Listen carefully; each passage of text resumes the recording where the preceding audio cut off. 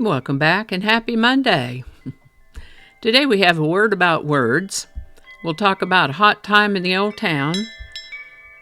We have a couple of artists, one visual, one musical, a little piece of space history, and a song.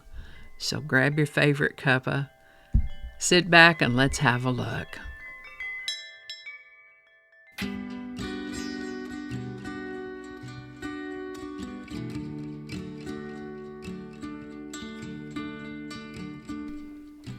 Hi there, and welcome to this day in history for July 14th. July 14th is the 195th day of the year in the Gregorian calendar, 196th in leap years, with 170 days remaining to the end of the year. Today's word is lexicon. I thought surely we'd had this as word of the day before. Maybe that's because I've used it often while talking about other words, but I couldn't find it anywhere, so let's talk about it today. Lexicon is a noun that refers to the vocabulary of a language, a person, or a branch of knowledge, as in the lexicon of medical knowledge.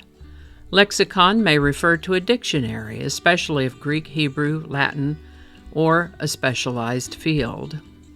Example sentences could include, teenagers have been adding new slang to the lexicon for decades. Or, in linguistics, the lexicon includes not just words, but also idioms and collocations. Collocations sounds like a word we need to add to Word of the Day list too, so look for that one in the coming days. Lexicon comes to us from Greek word parts that meant word, book, and to say. First known use of the word lexicon is in the 1580s, where it originally referred to dictionaries of the classical languages. Lexicon. The word lexicon was suggested by YouTube viewer at Roberta Reel 7980. Thank you, Roberta. We'll look at vernacular tomorrow. And if you have a word you'd like us to examine in this Word of the Day segment, drop it in the comments. We'll get it on the list. And with that, the Chicago Fire of 1874 on July 14th, 1874, burned down 47 acres of the city and destroyed 812 buildings, killed 20 people, and resulted in the fire insurance industry demanding municipal reforms from Chicago's City Council. This is the birthday of Austrian painter and illustrator Gustave Klimt, born July 14, 1862. He worked in symbolism and Art Nouveau, and his primary subject was the female body. He certainly did some interesting work. Gustave Klimt lived to the age of 55. This is the birthday of American singer, songwriter, and guitarist Woody Guthrie, born July 14, 1912. He's famous for songs in a genre known as American Western folk music. He gave us such songs as This Land Is Your Land and has been acknowledged by the likes of Bob Dylan, Johnny Cash, Bruce Springsteen, Harry Chapin, John Mellencamp, Pete Seeger, Jerry Garcia, Bob Weir, and others as being a major influence on their work. He lived to the age of 55. The Mariner 4 flyby of Mars took the first close-up photos of another planet on July 14, 1965. Being Woody Guthrie's birthday, let's talk about his song, This Land Is Your Land. I first remember hearing this by the folk singing trio Peter, Paul, and Mary back in the early 1960s, and always thought of it as a rather pleasant ballad. The song came about, though, because Woody Guthrie got tired of hearing Kate Smith singing God Bless America on the radio all the time, and wrote This Land Is Your Land in 1940 in response. He borrowed the melody for This Land from an earlier gospel tune recorded by the Carter family.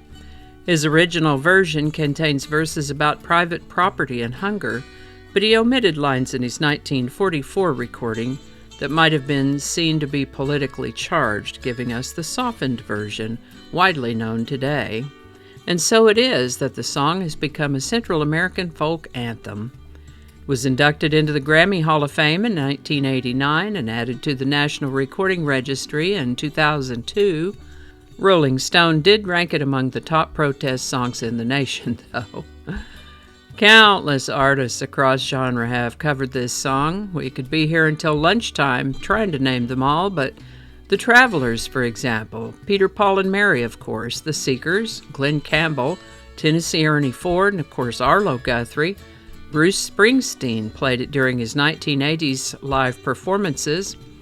Its cultural echo extends far beyond folk circles. It's been featured in films and TV, from Up in the Air to The Simpsons, and even woven into commercials and major events such as football halftime events and political events.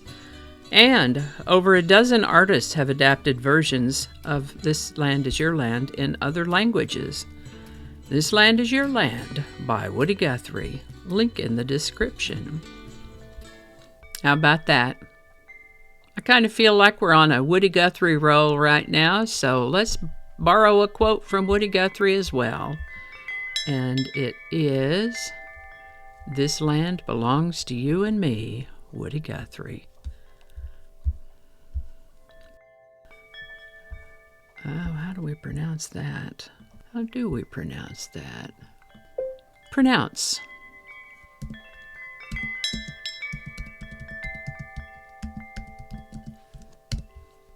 Collocation.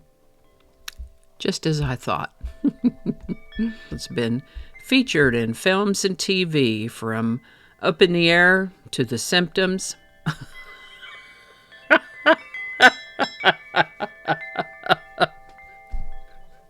Oh, I think we could call The Simpsons more diagnostic than symptomatic.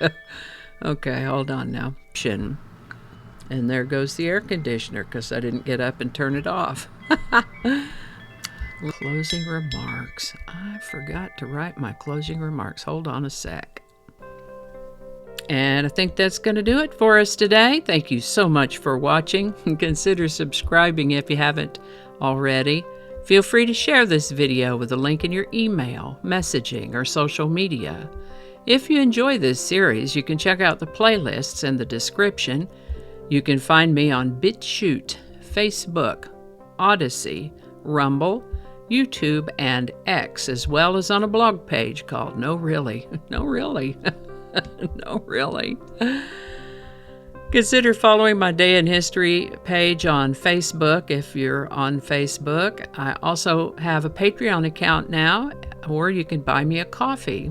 All those links are in the description. Alrighty, that's all I can think of right now. Thanks again, and I'll see you next time.